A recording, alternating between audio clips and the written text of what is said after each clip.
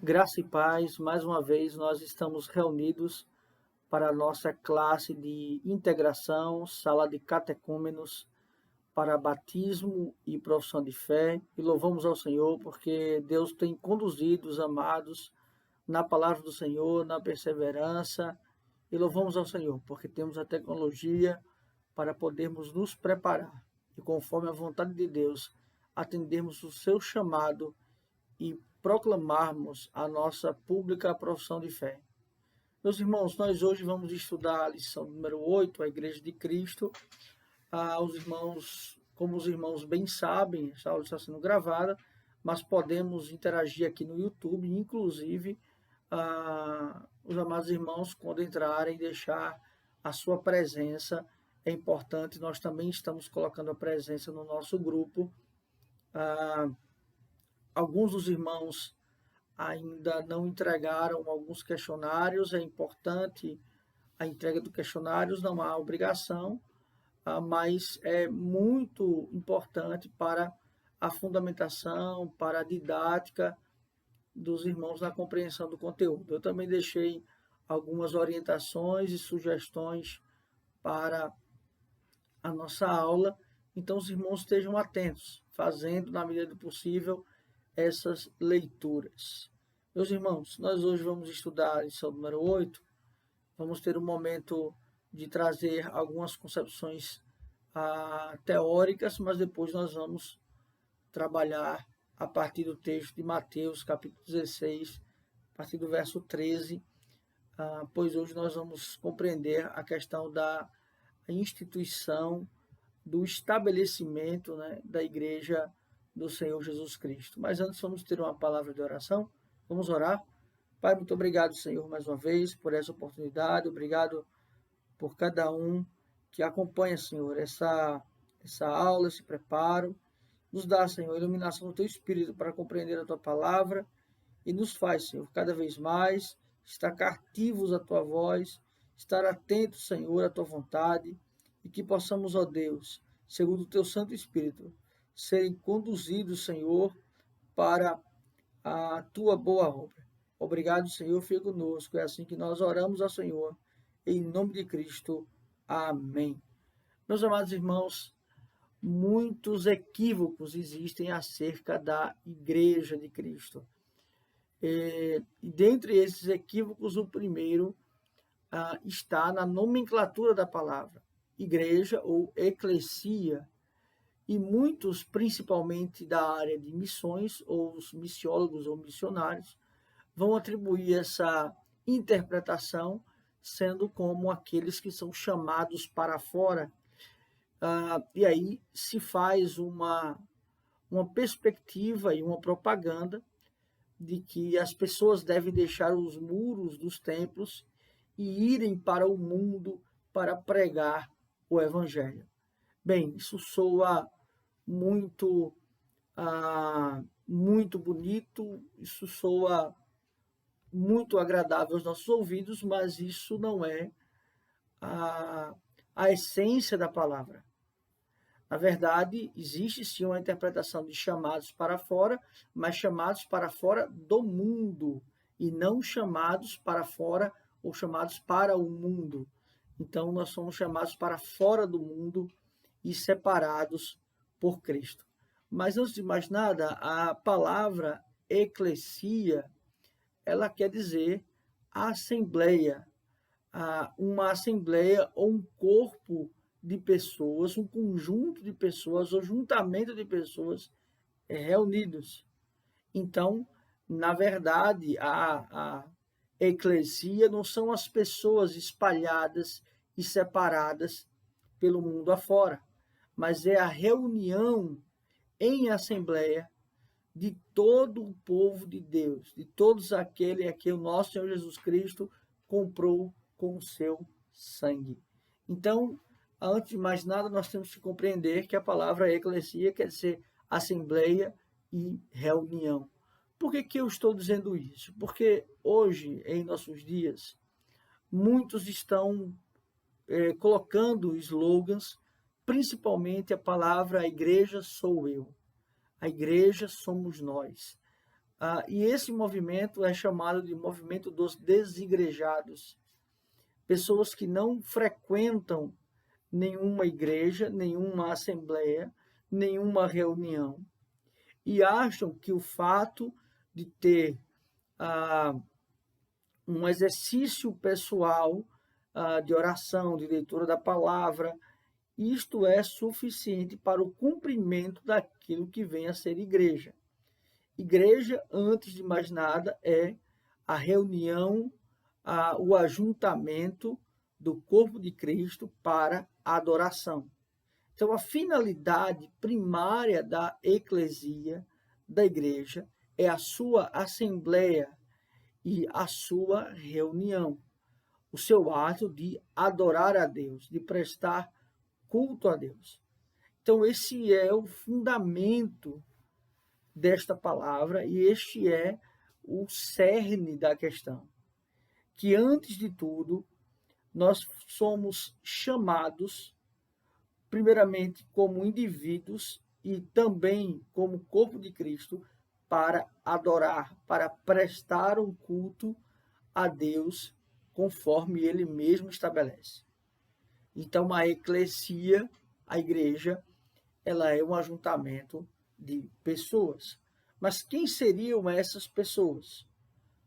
Todos aqueles a quem foram chamados e redimidos, adotados e comprados pelo sangue do nosso Senhor Jesus Cristo.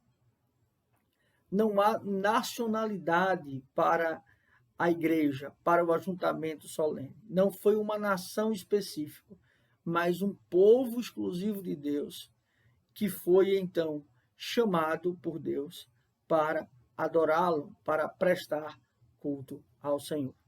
Há algumas concepções importantes que, sobretudo, nos vêm à mente.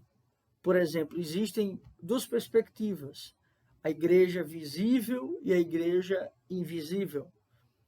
Como funciona a igreja visível e a igreja invisível? A igreja visível são todos aqueles que professam publicamente a fé em Cristo Jesus, que são batizados nas águas, enfim, e que estão dentro de uma assembleia, dentro de uma igreja. A igreja invisível são os cristãos de fato. Por quê? Porque dentro da igreja visível, da igreja que se pode perceber neste mundo, pode haver joio e pode haver trigo, ou seja, aqueles que são de fato cristãos e aqueles que não são, aqueles que se dizem evangélicos e aqueles que de fato são evangélicos. Então, nós temos que compreender que a igreja visível ela é formada por crentes e não crentes, por justos e por ímpio, por joio e por trigo. Então, é importante pertencer a uma igreja visível? Sim, porque a igreja visível, ela teoricamente testifica externamente o que Deus produziu interiormente no seu coração. Então, é também fundamental participar de uma igreja visível. Agora, a igreja invisível, ela não reúne aqueles que se dizem cristãos, ou aqueles que são ímpios, ou aqueles que são joios. Porque então a igreja invisível são todos os eleitos de Deus, são todos os regenerados por Deus, os adotados por Deus, os santificados por Deus. Percebe? Então, todo participante, membro da igreja invisível, é membro da igreja visível, mas nem todo membro da igreja visível ele é membro da igreja invisível. Há um outro ponto também acerca da igreja. A igreja triunfante e a igreja militante. Ou seja, o que seria a igreja triunfante? A igreja triunfante é aquela igreja, os que são da igreja invisível, logicamente, que já estão na glória, que já estão com Cristo, não desfrutando ainda plenamente, porque também aguardarão a ressurreição do corpo, mas são aqueles que que triunfaram sobre a morte, garantida pela ressurreição de Cristo, então são chamados da igreja triunfante. E quem são os da igreja militante? São aqueles que pertencem ao Senhor, mas que ainda estão neste mundo caído, militando e perseverando e lutando em prol do Evangelho do nosso Senhor Jesus Cristo. Também é muito importante esse aspecto. A igreja é sempre comparado a um exército, um exército com soldados com uma finalidade, e de fato é uma luta espiritual entre o justo e o ímpio, entre a luz e as trevas. Então, a igreja é um exército. Há um outro aspecto importante acerca da igreja, e os irmãos devem observar bem este ponto, que a instituição igreja, o estabelecimento da igreja, conquanto muitos vão atribuir esta igreja, principalmente alguns historiadores, que a igreja surge a partir do momento de Pentecostes, que a igreja surge através da assembleia onde os discípulos se reúnem, onde os apóstolos se reúnem, e ali então está instituída de fato a igreja. Muitos vão compreender que não, que a igreja na verdade surge através do Antigo Testamento com Adão e Eva, ou seja, um aspecto de estar na presença de Deus, de ouvir a voz de Deus, ser instruído por Deus, de prestar culto a Deus. Percebe? Então, a igreja é esta finalidade de adoração. Então, nós temos que compreender que a igreja ela pode ter surgido, ela surge de fato no Antigo Testamento e não no Novo Testamento. Então, a igreja ela é militante e triunfante, ou triunfante, ela é visível ou invisível, e ela é uma igreja formada por pessoas de todas as raças, línguas, nações. Esta é a formação da igreja. Judeus e não judeus. Gregos, gentios, judeus, enfim, todos formam a igreja do Senhor. Algo que é importante, sobretudo, o cuidado com o ensinamento romanista, com o ensinamento católico, porque o catolicismo ele vai dar um peso à igreja, principalmente à igreja instituição ou institucional, como sendo ela aquela que é a centralidade de todas as coisas. Por exemplo, a verdade de Deus surge da igreja. É assim que eles vão defender. Quando nós entendemos que, na verdade, é a verdade de Deus, é a sua palavra que faz que a igreja ela surja. Enquanto a instituição, o clero, a bula papal e todos esses outros aspectos, eles são chamados, eles são importantes dentro da Igreja Católica. Eles colocam estes elementos como sendo elementos acima, inclusive, da Bíblia. Não é a Bíblia que dá, então, a chancela para a igreja e como a igreja deve agir. Mas, no catolicismo, é a igreja que chancela aquilo que a Bíblia fala ou não. Percebe? Então, essa instituição. Então, e aí nós vamos entrar em um assunto a posteriori, e esta é a grande divisão entre católicos e protestantes, devido justamente o aspecto do entendimento que há na Igreja Católica o aspecto do anticristo, que seria o Papa, o sistema papal, porque ele está tomando o lugar e a prerrogativa que Cristo exerce. Ou seja, ele está sendo o mediador. E isso é terrível. A nossa confissão, no capítulo 25, vai tratar sobre isso, e eu gostaria que os irmãos lessem na medida do possível. Mas ainda há outro aspecto. A verdade, ela não surge por conta da igreja, mas a igreja surge por conta da verdade. A igreja está subordinada à verdade, subordinada à palavra de Deus. Percebe? Então, estes são aspectos fundamentais para a igreja. Um outro sentido que nós temos que compreender é que a igreja, ela também exerce o papel da adoração, e nisso se tem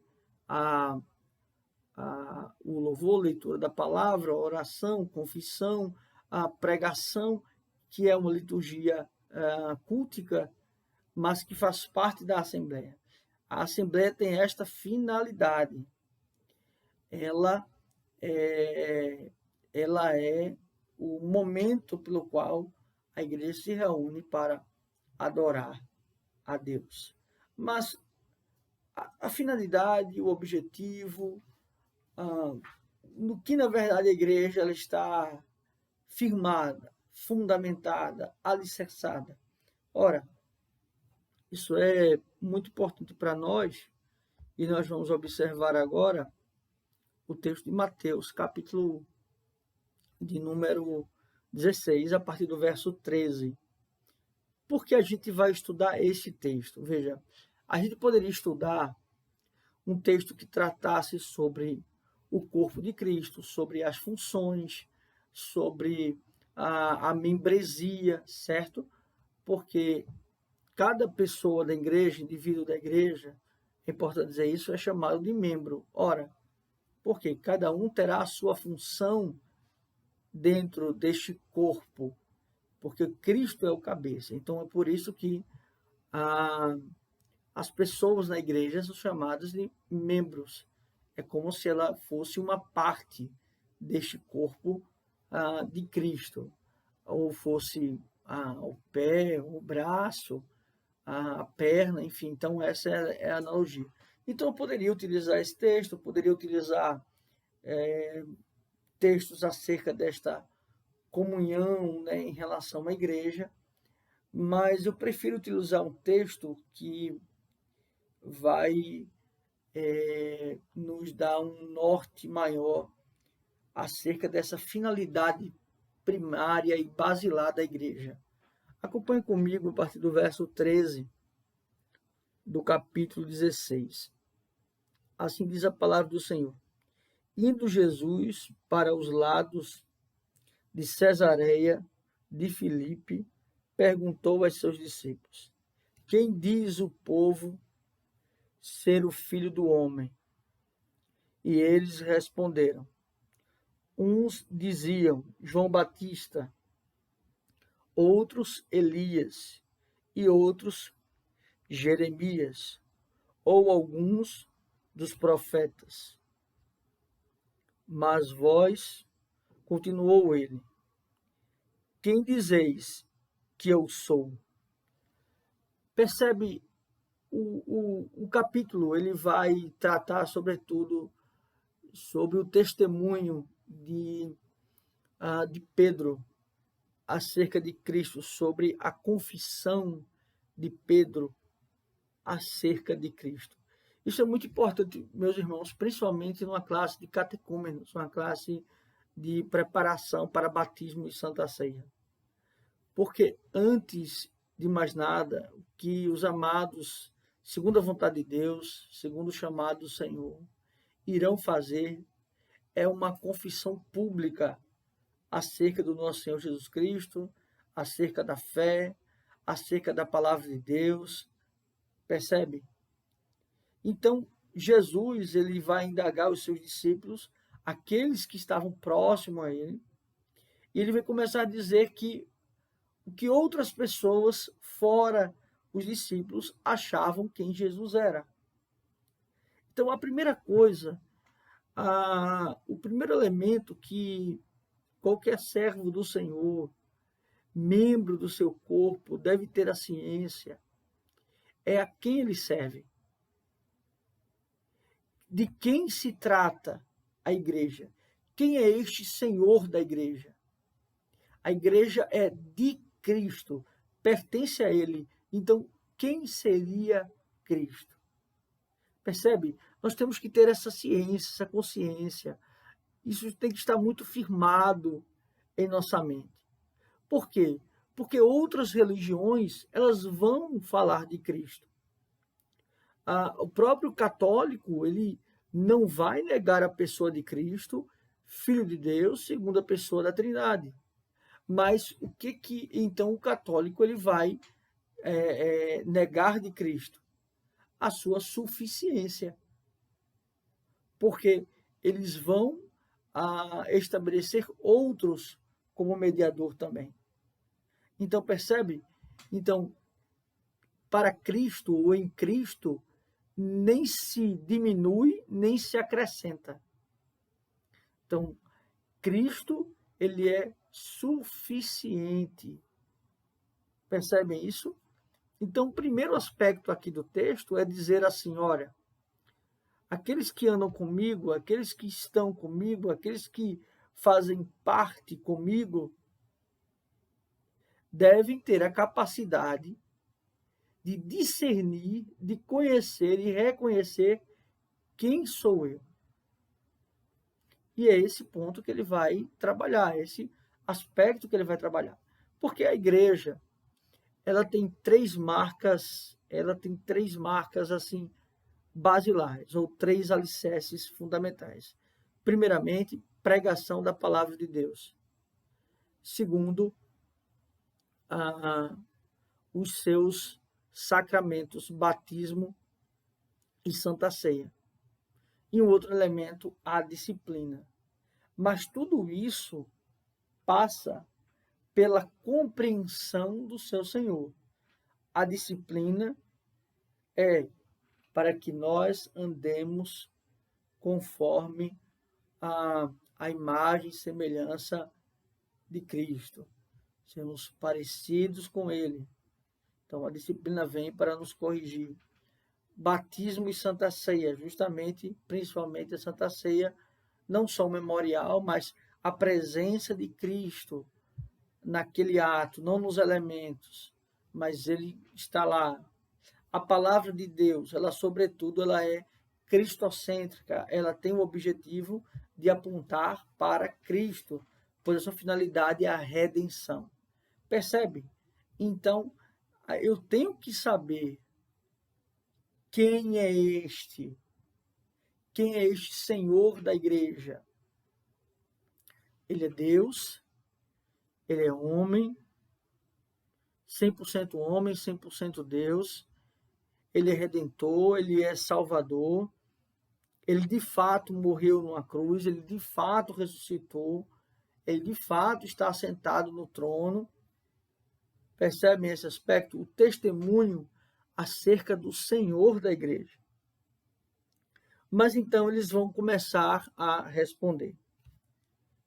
Respondendo Simão Pedro, disse: Tu és o Cristo, o Filho do Deus vivo. E aqui a palavra Cristo, o separado, por isso que Jesus Cristo é um ungido separado. E então, esta palavra é para dizer aquele que sofreria, aquele que é o Messias, o Filho do Deus vivo. Só aqui, neste testemunho, tu és o Cristo, o Filho do Deus vivo, Pedro já falou da obra redentora, do sacrifício expiatório de Cristo. Filho de Deus vivo, ele já confessou que Jesus é Deus. Ele é o Filho de Deus, coeterno, coigual e consubstancial com Deus. Então Jesus lhe afirmou: Bem-aventurado és, Simão Barjonas, ou, né, que quer dizer então pai, Simão Barjonas, porque não foi carne e sangue que te revelaram, mas meu Pai que está no céu. Mas meu Pai que está no céu. Feliz e muito feliz tu és, Simão ou Pedro, porque a felicidade, a real felicidade, a real bem-aventurança, ou muito feliz, é aqueles que estão no centro, ou no caso, na vontade, através da vontade de Deus. É aqueles que vivem para a glória de Deus. Percebem isso? Então, ele aqui, ele trabalha esse aspecto de que ele testemunha acerca de Cristo, da sua obra, da sua divindade, da sua essência, e depois ele vai dizer bem-aventurado ou feliz. Porque a verdadeira felicidade está na compreensão da vida eterna, do Senhor Jesus como Salvador. E então esse homem, ele tem esta compreensão. E ele vai dizer, bem-aventurado és, Simão Barjonas, porque não foi a carne nem o sangue que te revelaram, mas meu Pai que está nos céus, que governa todas as coisas. Então, ele vai atribuir esta resposta de Pedro à própria ação do Espírito Santo de Deus, à própria ação de Deus. E aqui é outro ponto importante.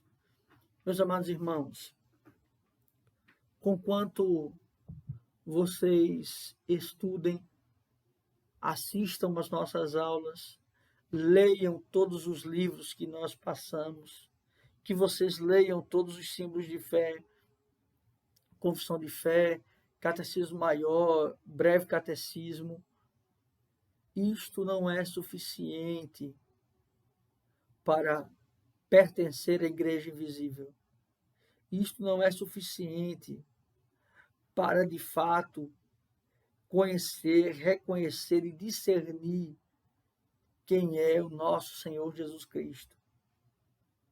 A obra da redenção, a regeneração, a compreensão de quem é Deus, seu Filho, o Espírito Santo, vem do próprio Deus.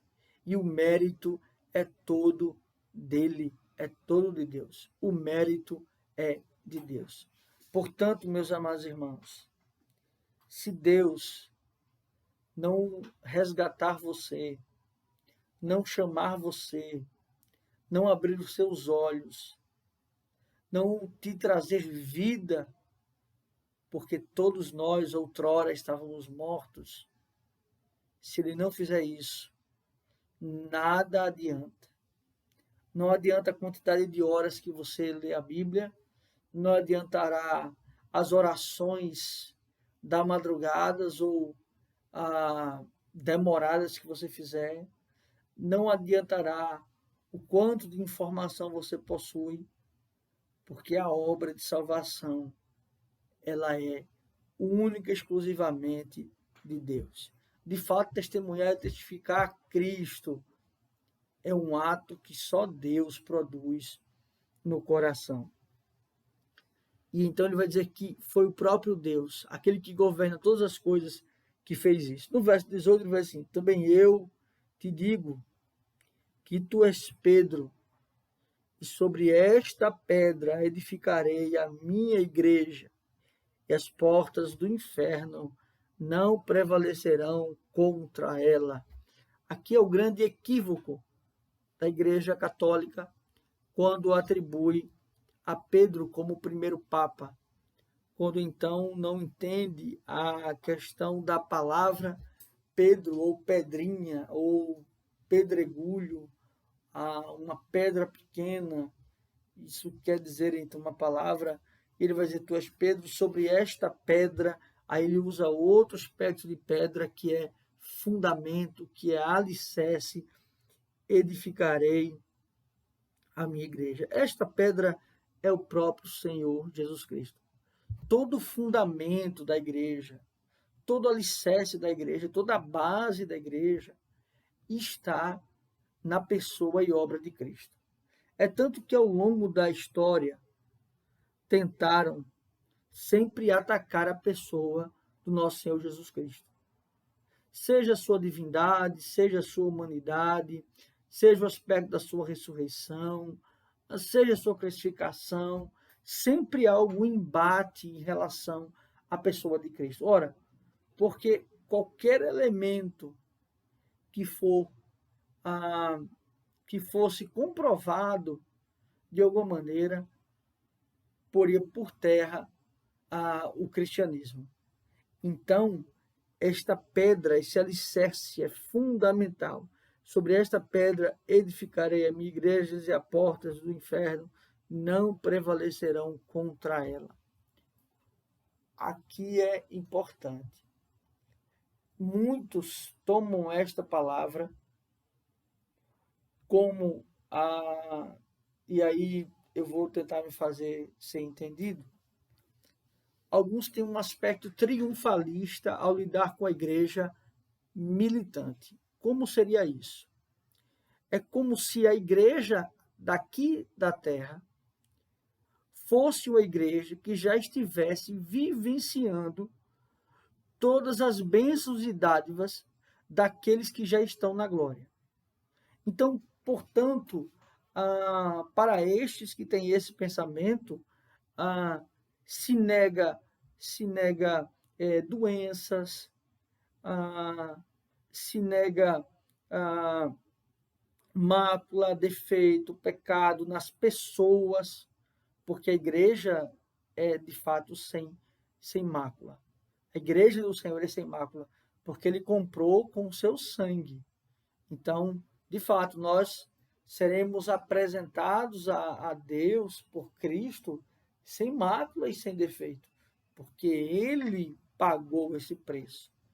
Mas alguns vivem justamente uma vida militante. Nós estamos lidando com o mundo caído, querendo ser uma igreja triunfante nesta vida. Uma igreja que não passa dificuldades, uma igreja que não tem enfermidades, uma igreja que não tem as suas dores, as suas lutas. Percebe? Então, quando a palavra de Deus nos diz isso, que as portas do inferno não prevalecerão contra ela, é que, na verdade, já há uma vitória da igreja garantida por Cristo. Então, jamais estes que pertencem à Assembleia, aos eleitos, àqueles que foram chamados, poderão ser moradores do inferno. Porque nós também fomos selados com o Espírito Santo de Deus. No verso 19, ele vai dizer: dar-te-ei as chaves do reino dos céus. O que ligares na terra será ligado nos céus, e o que desligares na terra terá sido desligado nos céus. Aqui é muito importante, porque pessoas vão pegar esse texto e vão atribuir aqui que Cristo está dando plena autonomia e autoridade a Pedro indiscriminadamente. Ou seja, ele tem poder sobre as decisões normativas agora do povo, porque Deus entregou as chaves e agora ele tem autoridade. O que ele falar, ou a oração que ele fizer, será uma oração mais poderosa. A concepção não é essa. Veja, porque Pedro tem, é dado a Pedro, então, este privilégio. Tudo que ele, então, fizer será ligado no, tudo que ele ligar será ligado no céu, que ele desligar será desligado no céu. Por que esse aspecto? Porque quando Pedro testemunhou acerca de Cristo, ele falou conforme a palavra.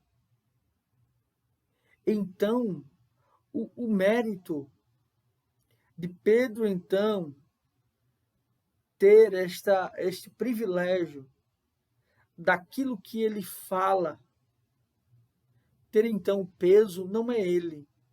É, na verdade, aquilo que ele fala em consonância com a vontade de Deus, com os preceitos de Deus. Ora, quando é que Deus nos atende? Quando a nossa vontade é a vontade de Deus. Quando é que Deus executa em nós os seus decretos? Quando nós pedimos a Deus aquilo que o próprio Deus colocou no nosso coração. Então, o ponto aqui de Cristo, então, atender e ver esse aspecto autoritativo está justamente naquilo que é proferido por Pedro em relação a Cristo. Como nós vamos ver lá na frente, em algum outro momento nós podemos ver isso, Pedro, logo após esse caso, ele vai impedir ou querer impedir que Jesus não se entregue. E Jesus vai então dizer: aparta-te de mim, Satanás. Percebe? Então não é a pessoa, mas é a atitude da pessoa. Se a pessoa está em consonância com a vontade de Deus, então o aspecto autoritativo. Se não está, não existe. Então percebe isso, esse é um aspecto fundamental do texto. No verso 20 vai assim dizer: então advertiu os discípulos de que a ninguém dissessem ser ele o Cristo. Aqui ele fala dessa advertência porque não era chegado o momento ainda de se revelar por conta da perseguição. Mas aqui, meus amados irmãos, fica uma lição para nós acerca desse texto e da igreja, dos conceitos que vimos. Sobretudo, a igreja é um testemunho vivo de Jesus Cristo. Aquele que é prometido desde os profetas. Aquele que, na verdade, foi prometido desde Gênesis 3,15, que esmagaria a cabeça da serpente. Aquele que é conduzido ao longo da história, aquele que nasceu em uma manjedoura, aquele que morreu no madeiro, na cruz, aquele que ressuscitou ao terceiro dia, aquele que está sentado à destra de Deus, aquele que não havia pecado algum. Percebe? A igreja é testemunho de Cristo. E a igreja é considerada como noiva do Senhor. Sobretudo, esta igreja deve ser fiel. E assim, se compara a relação da igreja com Cristo com a relação de marido e mulher, o noivo e a noiva. Cristo sendo o cabeça, Cristo sendo aquele que governa a igreja, Cristo sendo aquele que sustenta a igreja e a dirige. E a igreja sendo aquela que se submete ao seu senhorio, que se guarda para o seu Senhor, que é fiel para ele, para com ele. E aí é uma das questões fundamentais de ser igreja. Amar ao Senhor Jesus Cristo.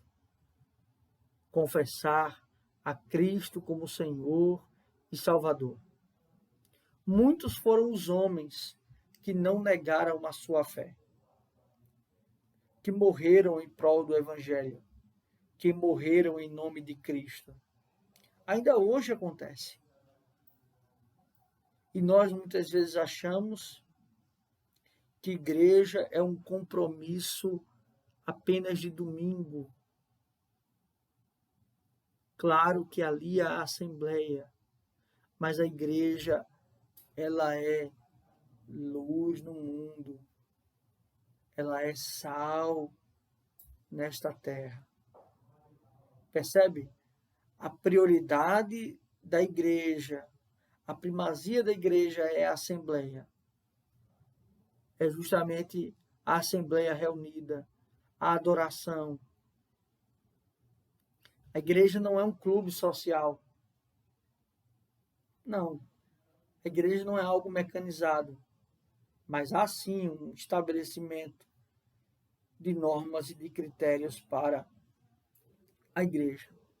A nossa apostila finaliza com algumas nomenclaturas para os irmãos entenderem. A igreja, como é a memorial, nós a chamamos de igreja local. É justamente a igreja que atende a uma comunidade. Então, a chamamos de igreja local. Esta igreja local está ligada a um presbitério, que é um conjunto de igrejas. Demais igrejas formam-se um presbitério. Quando nós temos um conjunto de presbitérios que são formados por várias igrejas, nós temos um sínodo, que é a formação de vários presbitérios. E quando nós temos a junção dos sínodos, nós então temos o Supremo Concílio. Esta é a Igreja Presbiteriana do Brasil. Tem cerca de 160 anos a nossa igreja. Percebem? Através do Simon, que foi o primeiro missionário, nós então fundamos a Igreja Presbiteriana do Brasil. Nós temos um governo representativo, pastores, que são presbíteros docentes, presbíteros regentes e diáconos. Esses são os oficialatos ou os oficiais, os ofícios da Igreja Presbiteriana do Brasil. Então, meus amados irmãos, eram estas as informações para esta aula. Que Deus assim os abençoe, os faça compreender a palavra do Senhor. Medite no texto, sobretudo de Mateus 16, que nós vemos aqui. Entenda a compreensão de ser a igreja do Senhor, de fazer parte da Assembleia do Senhor e, sobretudo, se for da vontade de Deus, que sejam participantes da igreja invisível do Senhor. Que Deus assim os abençoe, que Deus os dê discernimento para a compreensão da palavra do Senhor. Vamos orar, agradecendo ao Senhor. Pai, muito obrigado por esse momento, obrigado por cada aluno que o Senhor tem, Senhor, conduzido nesta aula, nesta classe, dá iluminação a cada um, discernimento. Ó Pai, nos faz compreender o que é ser igreja, o que é ser povo do Senhor, o que é nos reunirmos, ó Deus, em assembleia. E obrigado, Senhor, porque o Senhor tem sustentado e conduzido a todos nós. É assim que nós oramos, em nome de Cristo, nós já te agradecemos. Amém. Meus amados irmãos, que Deus assim os abençoe. Estaremos à disposição dos amados irmãos no nosso grupo de WhatsApp, também no privado. Eu estarei mandando o nosso questionário para essa aula. Também não deixe de colocar a presença naquela ata que sempre fazemos, porque estamos à distância, mas precisamos ser sempre atentos e responsáveis, né? Responsáveis com os nossos deveres, tá ok? Deus os abençoe e estarei à disposição dos amados irmãos.